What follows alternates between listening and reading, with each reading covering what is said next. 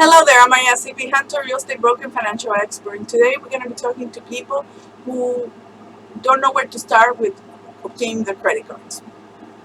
It is a basic video, but actually it's a very common question and people are legitimately don't know where to start, so it is the reason I'm doing this video today.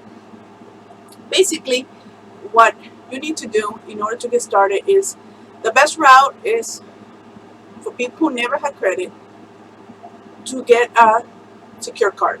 And I would recommend that you get 3. That's what I would start you off with, 3 credit cards at the same time. Each of them vary for $200. Usually that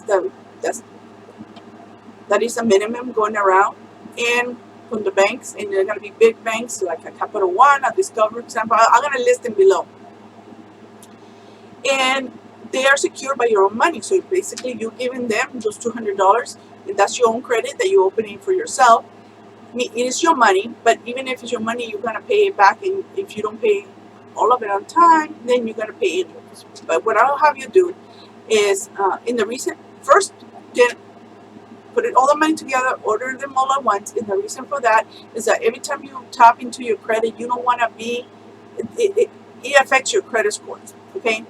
And if you are applying this month, and then you apply the next month, and then you apply the next month after that, it's going to show that you're desperate for credit, that you're looking for credit. When you order them all at once, all the agencies do not know what's happening.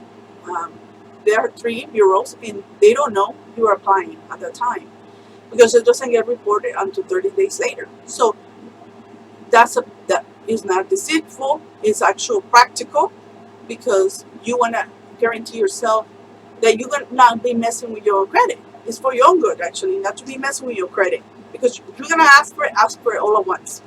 That way you're not messing with it. You don't want to be tapping into it all the time.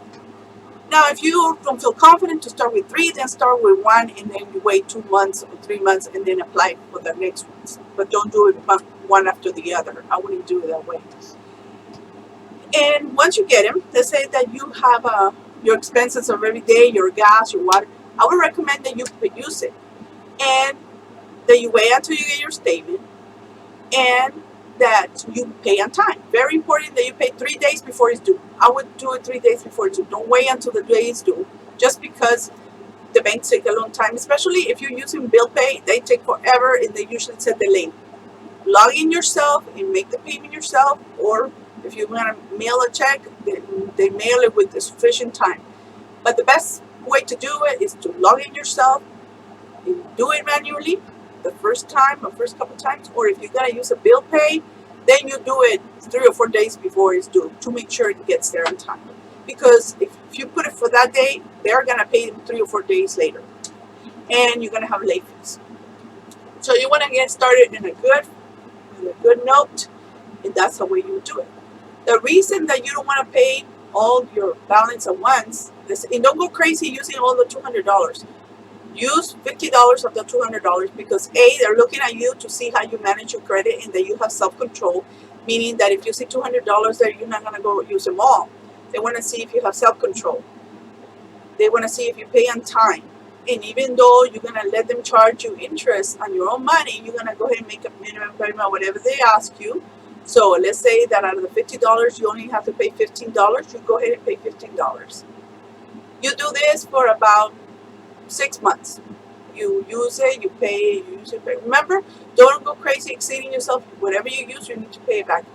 Not recommended to top it off, because that shows that you're going to be an impulsive person who don't have no self-control. You would do this with your 3 different cards, so I suggest don't go buying anything that is out of the usual. Pay what you would usually pay anyway, such as your electric, your gas, your water, or your food, whatever you would use in your everyday that you have the money to pay for anyway. That's what I would use. Credit is reported every 30 days. It's alive. It's alive. Once it starts, it's alive. And pretty much it will change like the stock exchange. If you behave well, it will be good. If you behave bad, it will be bad.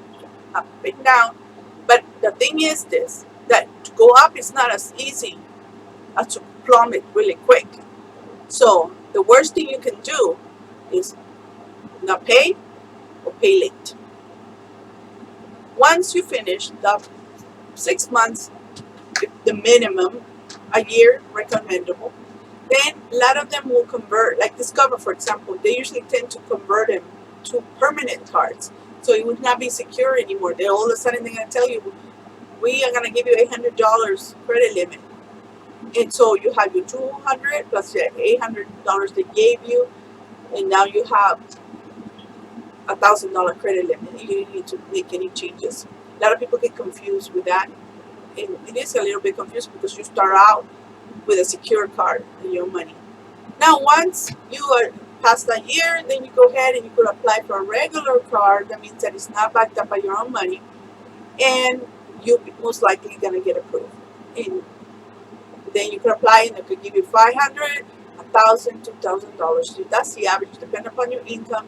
That's gonna vary. It depends upon your credit history. I don't recommend that you ever close the accounts. And we're gonna take a pause right here. Okay, well, that's part of the business. We have to take the call. So now going back to what we were talking about, establishing credit.